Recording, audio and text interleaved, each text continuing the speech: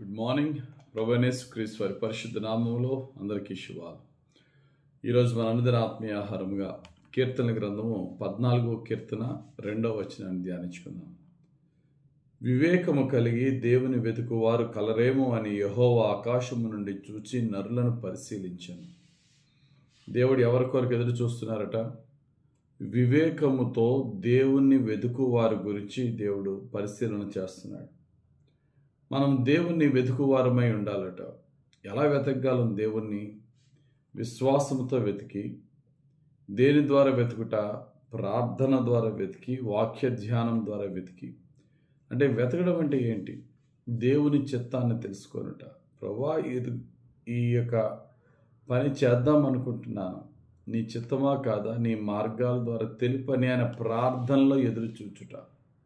చాలామందికి ప్రార్థనలో ఎదురు చూడడం కంటే, ఎవరన్నా ఒక దైవసేవకుడు ఉంటే, ఆయనకి దేవుని యొక్క ప్రవచన వరం ఉంటే వెంటనే ఆయనకి ఫోన్ చేసి పాస్టర్ గారు ప్రార్థన చేసి చెప్పేయండి అంటారు.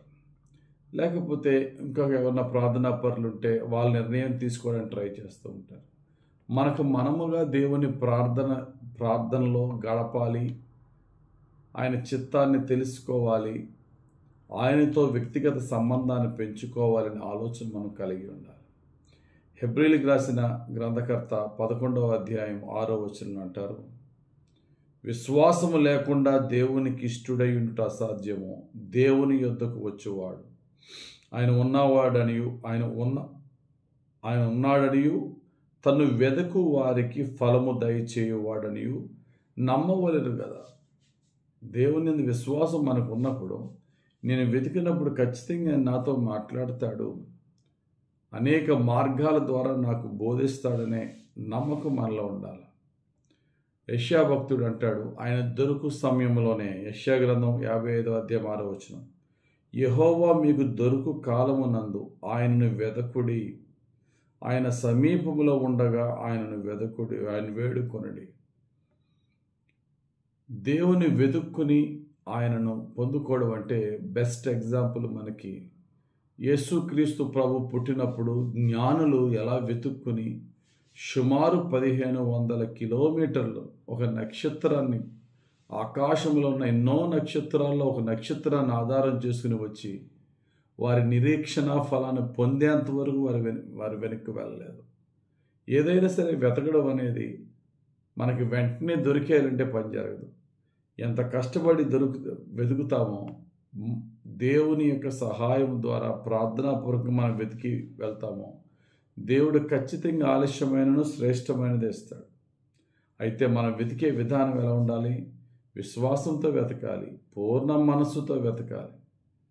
అందుకనే ఇర్మియా గ్రంథం 29వ అధ్యాయం 13వ వచనంలో, మీరు నన్ను వెతికిన ఎడల, పూర్ణ మనస్సుతో నన్ను గూర్చి విచారణ చేయునెడల మీరు నన్ను కనుగొందురు. ఇంత స్పష్టంగా దేవుడు చెప్తున్నాడు.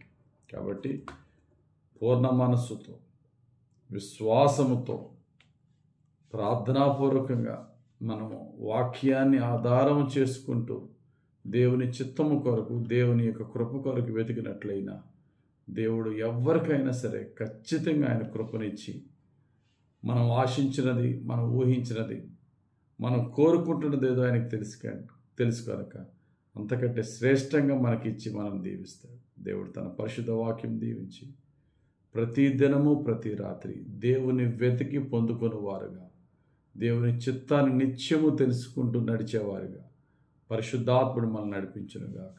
ఆమేన్. మహిమగల తండ్రి, మీరు ఇచ్చిన వాక్యం బట్టి స్తోత్రాలు తండ్రి. ధ్యానించిన వాక్య ప్రకారముగా పూర్ణ మనస్సుతో, హృదయముతో, ఆత్మతో ప్రతి దినము ప్రతి రాత్రి నీ యొక్క పాదాల యొద్ద నీ విచారణ చేస్తూ నైనా ప్రార్థనతో ప్రభువా వెతికి సమస్తాన్ని పొందుకునే భాగ్యం మాకు దయచేయమని. వివేకముతో వెతుకువారు, విశ్వాసముతో వెతుకువారు, పూర్ణ మనస్సుతో వెతుకువారిని నువ్వు కోరుతున్నావు కనుక అటువంటి విధముగా నిత్యము అడుగుడి, వెదకుడి, తట్టుడి అన్న విధముగా విశ్వాసముతో అడిగి, వెతికి, తట్టి నీ మహిమైశ్వర్యమును పొందుకునే భాగ్యం మాకు దయచేయమని యేసుక్రీస్తు వారి పరిశుద్ధ నామములో ప్రార్థించి వేడుకొంచున్నాం తండ్రి. ఆమెన్. తండ్రి యొక్కయు కుమారుని యొక్కయు పరిశుద్ధాత్మ దేవుని అభిషేకం హెచ్చుగా మనపై దిగి వచ్చి మనం నడిపించి దీవించునుగాక. Amen, amen, amen. God bless you. Have a very blessed day.